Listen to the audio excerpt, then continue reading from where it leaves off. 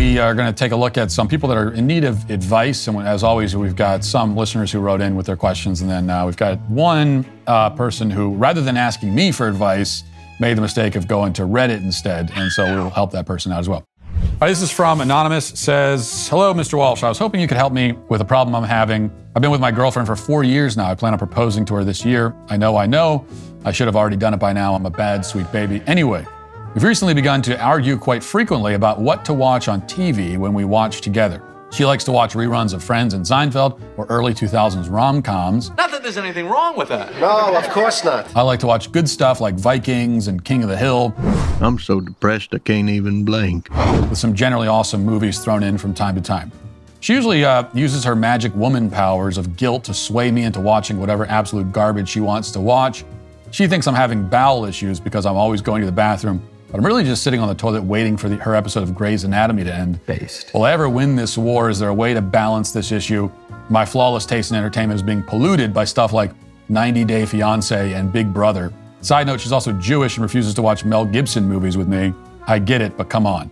I don't get it. First of all, I don't get it at all. Because she's Jewish, she can't watch Mel Gibson? This film is anti-Semitic and it must be stopped. If you're only going to watch films or shows that star or were made by people who've never said anything offensive or unsavory, or done anything offensive or unsavory, you basically eliminated anything you could possibly ever watch, especially coming from modern Hollywood. So I would even give her that argument. In general, putting Mel Gibson aside, who, by the way, is one of the best filmmakers currently, even still working in Hollywood. If there were any justice in the world, which we know there's not, he would be given an Oscar. With women, treat movies and shows the same way you do restaurants. Listen, where should we go? Anywhere you want. Let's not think about what I want. How about anywhere you want? It's a cliche, it's a stereotype, but it's also almost always true that women have a difficult time deciding where they want to eat. And so, you know, I'm sure you've had this conversation before where you're in the car, ready, where you're deciding what you want to get on Uber Eats or something, and you ask her, oh, what do you want? And so, I don't know, you pick. And you say, okay, well, then here, we'll go to Outback Steakhouse. Oh, I don't want that. Okay, well, instead, okay, we'll go here and say, oh, I don't want that either. So she won't give you a clear idea of what she wants, but at the same time, if you throw an idea, she doesn't like that. And you just have this back and forth. That's why when it comes to when you're going out to eat, and this is what I learned this lesson a long time ago. And so if I'm going out with my wife, we don't even have a conversation anymore about where we're going. I'll make the reservations and I'll say, okay, you know, can you get the babysitter for Friday night at 6 o'clock? And then she'll do that, you know, she takes care of that. And then I make a reservation somewhere. And she doesn't even know where we're going until we get there a lot of the times. And it works out. I pick a place that I know she'll like. It's not like I'm only trying to pick stuff that I'll like. I pick a place that I know that she'll like. We don't have to have an argument about where we're going. I take care of that. I take the lead on that. She appreciates that more. And really, from her perspective, it's like I've taken care of, so you don't have to worry about where we're going to eat. Who ordered this? The gentleman did, ma'am. Most people generally understand that with resturants, you know, and I think probably most women wouldn't disagree with what I just said. It's a little bit more controversial with movies and TV shows, but I think you have to adopt a similar attitude where it's like you can come up with shows that you know she'll like, or at least she should like them. And so you just got to take the lead on that and say, listen, here's a good show. We're just going to put it on. If I describe it to you, you might think you won't like it, but I think you will. So let's just watch it. And you just take charge of it. You take that remote, you put it on, and that's it. Okay? Now, it's a little bit awkward that I'm giving this advice today after I just admitted on the show that that's what I did on Valentine's Day. And I put on a 1990s Kurt Russell action flick on Valentine's when she wanted a romantic comedy. I'll admit that I thought she would like it. Ultimately, it wasn't a big hit. You're not gonna bat 1,000 on this thing. You're gonna make mistakes. It happens. But in general, take charge, take the remote, put on what you know you both will like. All the advice I've just given you, take it at your own peril. That's all. That's the case for all this. I don't take any responsibility. If I give advice and you run with it, I take no responsibility for what happens after that. You know, people are raving about Genucel skincare. Jessica from Huntsville, Alabama says, my skin looks so soft and clear. I've seen a reduced number of fine lines and dark spots. I have found a new lifetime product. Absolutely love it. Genucel Skincare uses a one-of-a-kind proprietary flower base developed by the founder and pharmacist, along with rare botanical extracts and powerful antioxidants for skincare results that work guaranteed. Genucel Skincare is uniquely formulated, which I have right here all of my, this is my own Genucel skincare collection. That I collect them, you know, because I'm a big user of this product. Fine lines, wrinkles, dark spots, sagging jawlines, all of that can be handled by Genucel skincare. Their products work for both men and women, plus they're safe for all skin types. You'll see results in 12 hours, guaranteed, or your money back. As I'm always telling you, my talent manager, Tessa, uses Genucel under eye treatment to help get rid of the unsightly bags under her eyes. Try Genucel's most popular package for 70% off at genucel.com/WalshYT. Join millions of happy customers who've already fallen in love with the results. Plus, for a limited time, get Genucel's Probiotic Extract Moisturizer free with every most popular package. Go to genucel.com/WalshYT, genucel.com/WalshYT. From Samantha says, aloha, sweet daddy. My future mother-in-law recently shared that my fiance's sisters and their husbands had all gone out to a strip club together, buying each other dances and delighting in how the big girls could make it to the top of the pole.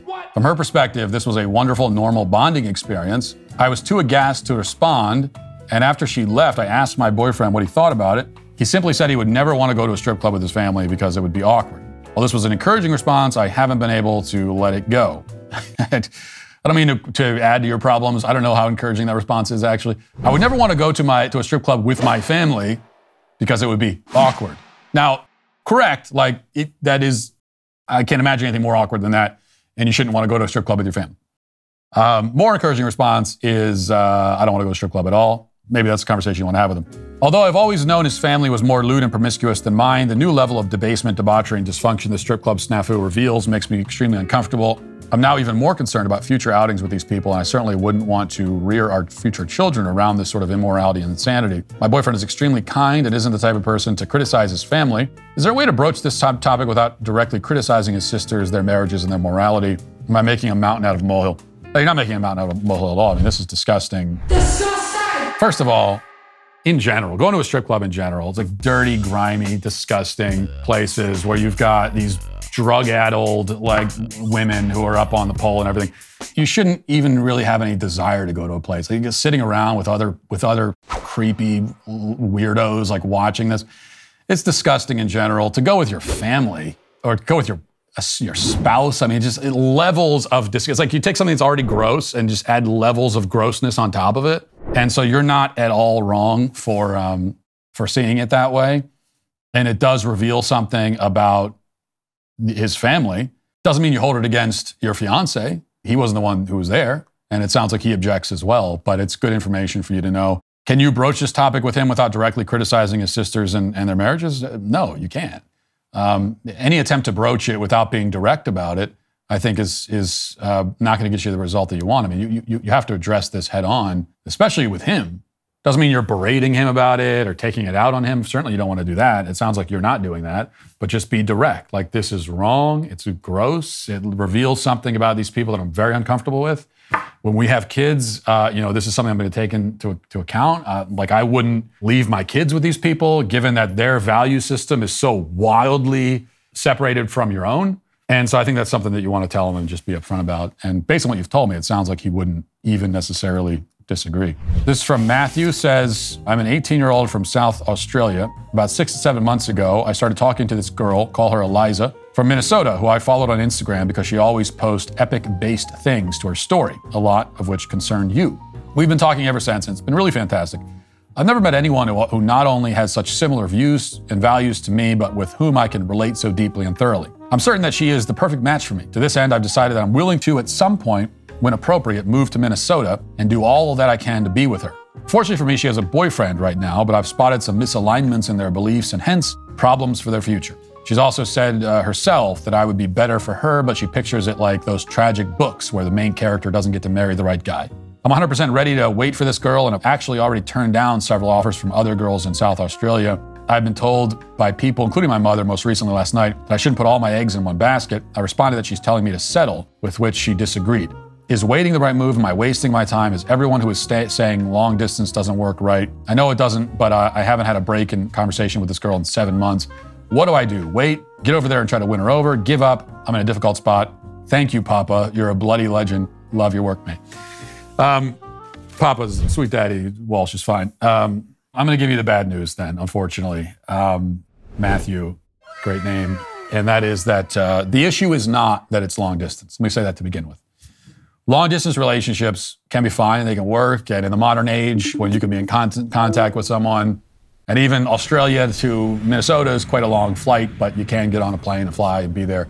What doesn't work is that she has a boyfriend and she's talking to you.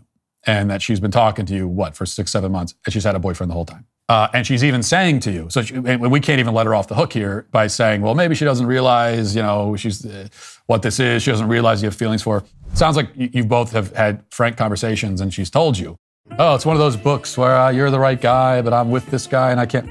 That is what tells me that you are unfortunately wasting your time with her. And there are girls in your life who you know. That's lovely. And you're rejecting them in favor of this other girl who's with a boyfriend. I think that's a very bad idea. And to move from Australia to Minnesota for this person who has a boyfriend is also a really bad idea. And let me tell you why.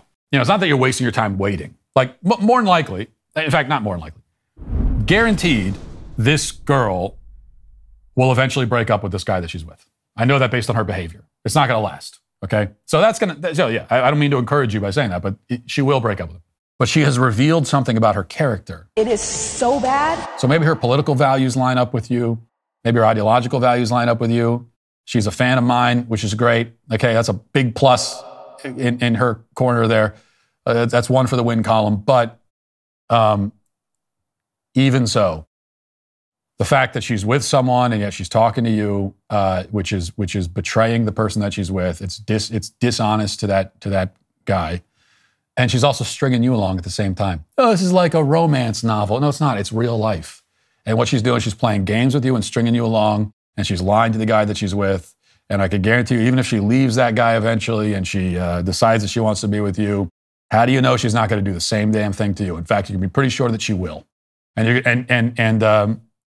you think that you're going to be so grateful and relieved if you ever won the day, you win the girl and you get to be happily ever after. What's going to happen is you're going to always be thinking about those 6-7 months when you were talking to her and telling her all your feelings and she was talking to you while she was dating somebody else. And you're always going to be wondering, is she doing that now with some other guy? Okay. So that's why this person is not worth it. You need to move on. I hate to give you the bad news. And actually, I think we'll leave it there. We don't even need to move on to Reddit. I've already given some bad news and something we should all just take some time to let sink in.